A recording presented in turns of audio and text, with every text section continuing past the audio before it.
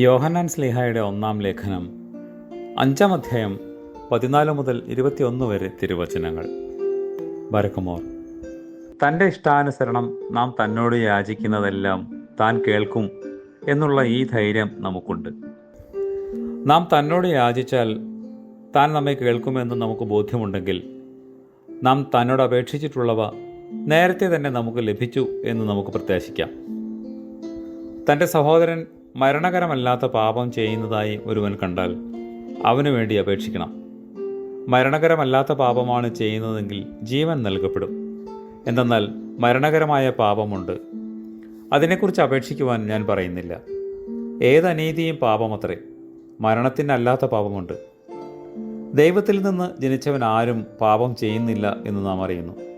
എന്തെന്നാൽ ദൈവത്തിൽ നിന്നും ജനിച്ചവൻ തന്നെ തന്നെ സൂക്ഷിക്കുന്നു. ദുഷ്ടൻ അവനോട് അടുക്കുകയില്ല.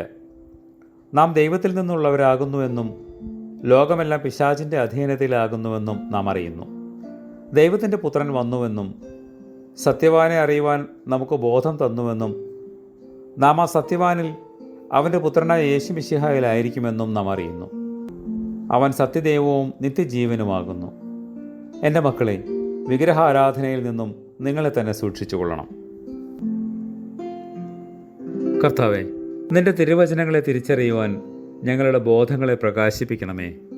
ആമേൻ.